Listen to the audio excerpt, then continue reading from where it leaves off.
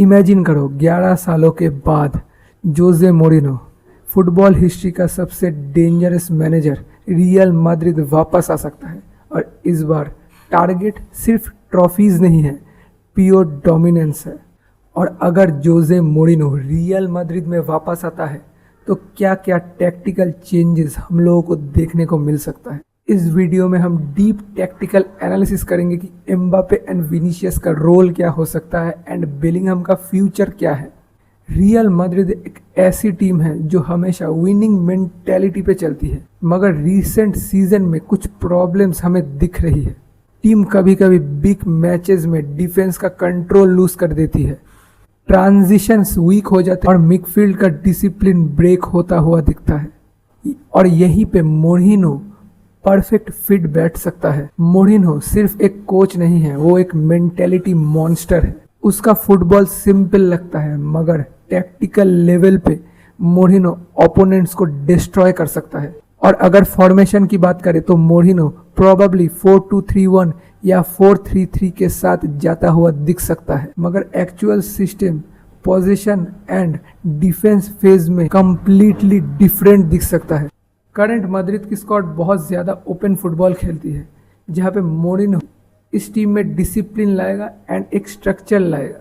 Defence line deeper होगी, midfield stable दिखेगा and counter attacks dangerous दिखेंगे। और अभी इमेजिन करो कि बॉल विन होने के बाद Mbappe, Vinicius, Bellingham, Rodrigo counter attack कर रहे हैं, वो भी फुल स्पीड में। यही एग्जैक्टली मोरिनो फुटबॉल है।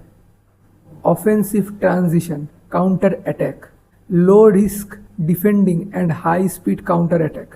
बात करते हैं किलियन एम्बापे की। मोरिनो एम्बापे को कंप्लीट फ्रीडम देगा। जिस तरह से क्रिस्टियानो रोनाल्डो लेफ्ट से खेल के इनसाइड कट करके गोल मारता था, वैसे ही कुछ हमें दिख सकता है एम्बापे से, और एम्बापे गोल मशीन बन सकता है। एंड अगर बात करें विनीशियस की, तो विनीशियस को भी मोरिनो कंप्लीट फ्रीडम देने वाला है, क्योंकि मोरिनो वाइड प्लेयर्स को पसंद करता है, जहां पे वो 1v1 क्रिएट करेगा एंड एम्बापे को बॉल बना के देगा। जूड बेलिंगहम सबसे बड़ा टैक्टिकल चेंज हो सकता है, क्योंकि जूड बेलिंगहम को Mourinho box to box player बना सकता है, जो अटैक भी, डिफेंस भी एंड लीडरशिप भी संभालेगा, exactly like Frank Lampard and Snyder. And Moreno का सबसे बड़ा इम्पैक्ट डिफेंस पर ही होता है, जहां पे मोरिनो हमें park the bus tactic use करते हुए दिखते हैं। एंड रियल मैड्रिड का डिफेंसिव स्ट्रक्चर टोटली चेंज होता हुआ दिख सकता है मोरिनो के under. Compact defending, tactical fowls, pure Moreno DNA. और अब सबसे डेंजरस पार्ट, जहां पे मोरिनो ड्रेसिंग रूम की मेंटेलिटी को एकदम चेंज कर सकता है। उसकी टीम सिर्फ मैचेस को जीतना नहीं जानती, उसकी टीम्स ओपोनेंट्स को एम्बेरस करना जानती है। रियल मैड्रिड ऑलरेडी यूरोप में सबसे बिगेस्ट क्लबों में से आती है, एंड अगर मोरिनो मेंटेलिटी इस टीम में आता है तो हमें ये मैड्रिड फिर से द बेस्ट लेवल पे दिख सकती है। और अगर मोरिनो विनिंग मेंटेलिटी वापस आता है, then Champions League nights becomes terrifying again. लेकिन सब कुछ परफेक्ट नहीं हो सकता, क्योंकि मोरिनो का फुटबॉल मॉडर्न अटैकिंग फैंस को बहुत बोरिंग लग सकता है। बहुत बड़े बड़े चैलेंजेस आ सकते हैं, स्टार प्लेयर्स का ईगो मैनेज करना एंड बहुत सारे बड़े बड़े चैलेंजेस भी आ सकते हैं, क्योंकि मॉडर्न फुटबॉल में ड्रेसिंग रूम को कंट्रोल करना इजी नहीं होता।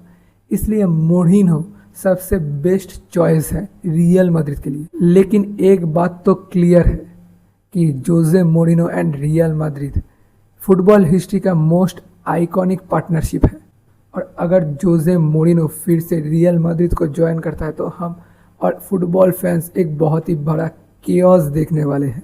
Defensive master class, mind games, counter attacks and champions league drama. Special one का कमबैक सिर्फ एक ट्रांसफर नहीं होगा, वो फुटबॉल का वर्ड डिक्लेरेशन होगा। आपको क्या लगता है, मोरिनो मॉडर्न फुटबॉल में रियल मैड्रिड को फिर से किंग बना सकती है या नहीं? Let me know in the comment section. और अगर मेरा वीडियो अच्छा लगा तो मेरे वीडियो को लाइक करके मेरे चैनल को सब्सक्राइब कर लेना ऐसे ही वीडियोस देखने के लिए।